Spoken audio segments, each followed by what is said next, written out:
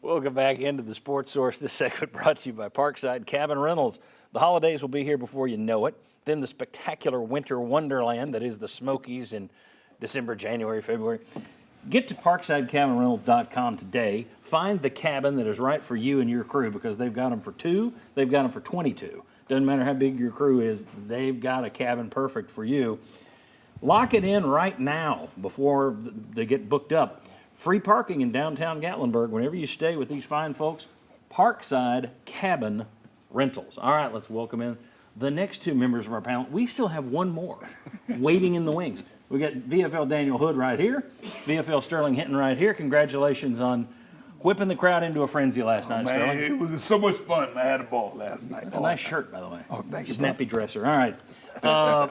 Back with the VFLs for a segment we call the Stowell Train. One of these days I'm going to do that Stowell, but not today. All right. Earlier this year, you were kind of critical of the offensive line, more critical than the guys here. You said they played okay, not great. They played okay. Yeah. They tend to get in front of guys. They don't get a big push.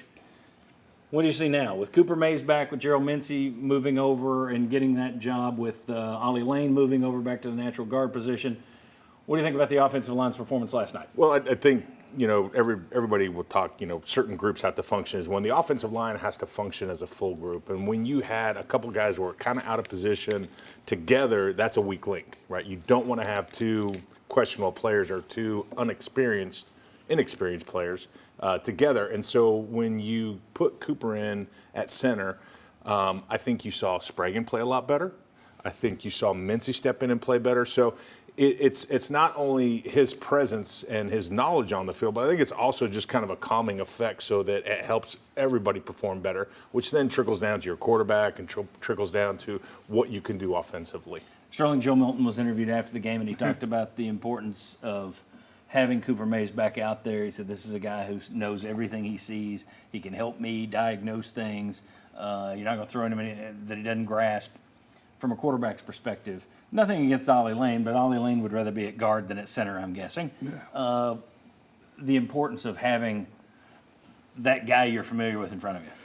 It's amazing. People always point themselves at the quarterback. But the offensive line has a quarterback also.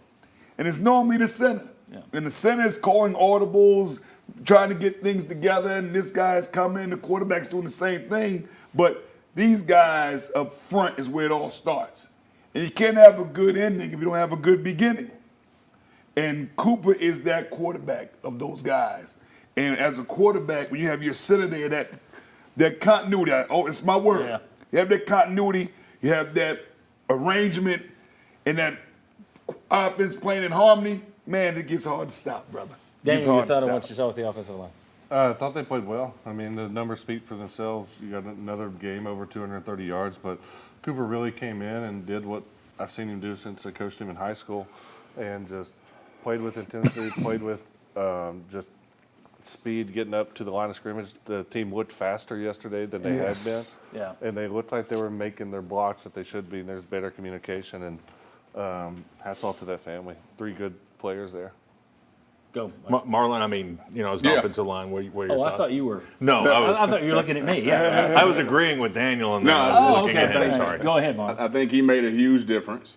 You can see just it looked a little bit more smooth up front. As far as guys coming off the edge, we're picking it up. Movement inside, like you said, from guard to guard, we played a lot better. I think Mincy played a lot better as well. I know Florida game we had J.J. Crawford in there. Is that correct? And I know Mincy kind of set out. I know he had some deals going on, but I think I think he's a solid piece for us. He's a bigger body.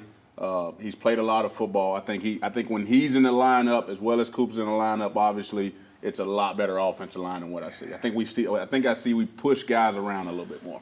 Yeah. One thing you see is if you look at how the backs have run very well, but they've been hit at the line of scrimmage. Yep.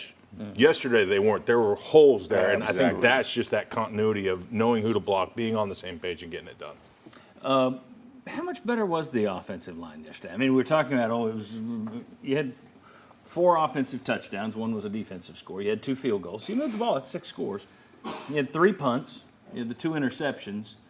It still looked, even though the offense looked better yesterday, it still kind of scattershot. It's still not as smooth as it seemed last year, in my opinion. Well, I texted you during the game, kind of that lull. I said, "Okay, here comes Gwen, the two-faced From girlfriend," because they kind of went in that lull. But last year was big plays, big chunks of yards. This year, maybe not so much, but the run game is much more prevalent. Yes. Thoughts? I agree with Mike all that we just said.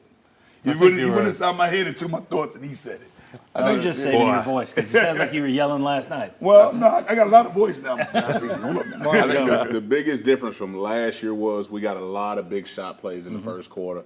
I think if you're waiting on that team to do that, I don't think this is this team. I think Heupel knows that as well. Yeah, so it's more of a methodical game. So do we look at this now and think, all right, we now know what we're going to get from this offense moving forward because this is your offensive line? Or do we say, and I lean this way because I look around the SEC and one week doesn't have anything to do with the next one.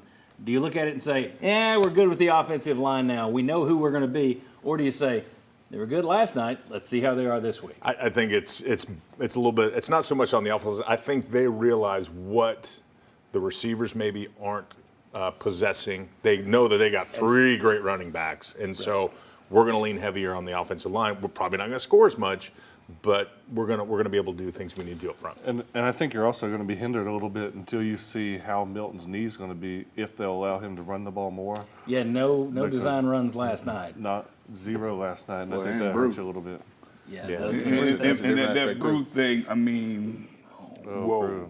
Brute. You said I don't think it's too bad. You heard it. You're on the field. You heard I it. was on the field, and as players, we all know a certain sound, and I heard it, and I didn't even look at the jumbotron. Peace out to all his family, to him, and now let that be the rallying point because he was actually the heart and soul of that offense. Well, and I was wondering, it was a 6:16 mark of that quarter, and I was sitting there wondering, okay, and I think we texted because Milton's next pass was like 10 feet over somebody's head. It's like, does this take him out of the game? But he recovered after that. Yeah, I think the interception helped kind of pick things back up again. We returned that hadn't found his hands and returned to score. He didn't try to catch it. Tackle. He had hands. That's great. All right, very good. We're gonna talk about the Brew McCoy thing a little bit later. By the way, that is not something that we forgot. It is coming up later. All right, when we come back, who here now trusts the Tennessee defense to win games? Are we at that point where if Tennessee doesn't score 30 points, we're still feeling pretty good? Come on back on the Sports Source.